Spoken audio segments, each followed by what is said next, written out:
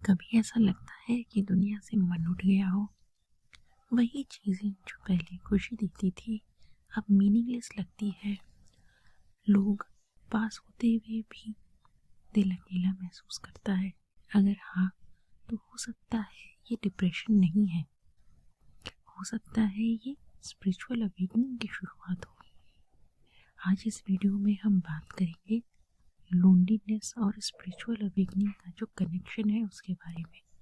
कुंडली जगाने से पहले क्या साइंस आते हैं, थर्ड आई अवेकनिंग का रियल ट्रुथ, और कैसे समझें कि ये इल्यूजन है या अवेकनिंग।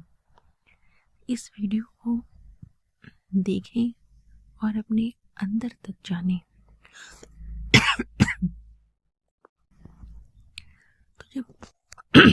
तो जब स्पिरिचुअल अवेकनिंग स्टार्ट होती है, सबसे पहले जो चीज़ आती है वो है गहरी लोनलीनेस। पर ये लोनलीनेस नॉर्मल नहीं होती। ये लोनलीनेस होता है जब दुनिया का शोर फेक लगने लगे, जब लोगों की बातें शैलो लगने लगे, जब आपको लगे मैं यहाँ का नहीं हूँ। इस स्टेज पे सोल पुरानी आइडेंटिटी तोड़ रही होती है। आप पुराने वर्जन से डिटैच हो रहे होते हो, इसलिए लोनलीनेस आती है। कुंडलिनी कोई कहानी नहीं है, ये एक लिविंग एनर्जी है जो स्पाइन के बेस में सोई होती है। जब कुंडलिनी जगाने लगती है तो लाइफ में स्ट्रीम चीज़ें होने लगती हैं बिना रीज़न। इमोशंस का फ्लो, कभी एक्सट्रीम साइलेंस, कभी क्राइंग, बॉडी में हीट, वाइब्रेशन, करंट जैसा फील होना, पुराने ट्रॉमा सरफेस पर होना। ये पनिशमेंट नहीं है, ये क्लीनिंग है, ये क्लीनिंग का प्रोसेस है।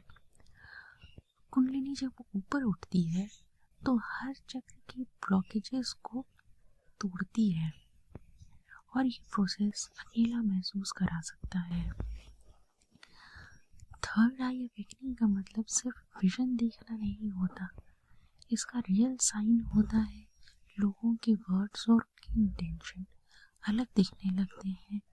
फेक रिलेशनशिप अनबियरेबल लगने लगते हैं, ट्रुथ से स्किप नहीं कर पाते, आप ड्रामा से दूर भागने लगते हो, साइलेंस अट्रैक्टिव लगने लगती है। इस स्टेज पे लोनलीनेस और बढ़ जाती है क्योंकि आप इल्यूजन से बाहर आ रहे हो, और जो इल्यूजन में जी रहे होते हैं वो आपको समझ नहीं पाते।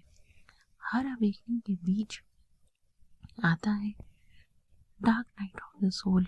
इस फेज में फेथ हिल जाता है, आइडेंटिटी कोलैप्स होने लगती है, पुरानी बिलीफ टूट जाती है। आप खुद से पूछते हो मैं कौन हूँ, मेरा पर्पस क्या है इस लाइफ का। ये फेज बहुत ही स्कैरी होता है पर ज़रूरी होता है। जैसे भीड़ अंधेरे में ही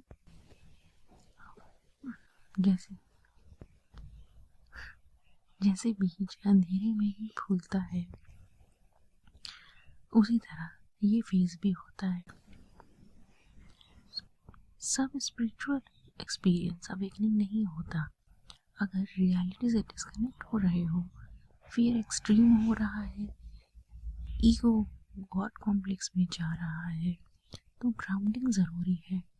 ट्रू अवेकनिंग आपको हम्बल बनाती है, कंपैशन बढ़ाती है, साइलेंस सिखाती है। स्पिरिचुअलिटी का मतलब स्पेशल फील करना नहीं, सिंपल हो जाना है। अगर आप अवेकनिंग फेज में हो, ओवर आइसोलेशन मत करो, बॉडी को ग्राउंड करो, ज़मीन पे चलो, नेचर के पास, घास पे, पानी के पास। ब्रेथ और मेडिटेशन सिंपल रखो, किसी गुरु या गाइड के बिना एक्सट्रीम प्रैक्टिस मत करो। याद रखो, अवेकनिंग रेस नहीं है। जो लोनलीनेस आप महसूस कर रहे हो वो सज़ा नहीं है, वो बुलावा है, आत्मा का बुलावा कि अब बाहर नहीं अंदर देखो। और जब आप खुद से जुड़ जाते हो तो अकेलापन ख़त्म नहीं होता, वो सहज शांति बन जाता है। तो अगर ये वीडियो आप लोग को कनेक्ट कर रहा है, आप लोग को समझ में आ रहा है, तो नीचे आप लोग कमेंट करके अपना एक्सपीरियंस भी बताएं। और जो कोई सवाल है अगर आपका, तो आप वो भी बताएं। मैं कोशिश करूँगी कि उसका भी जवाब दे सकूँ। नमस्कार।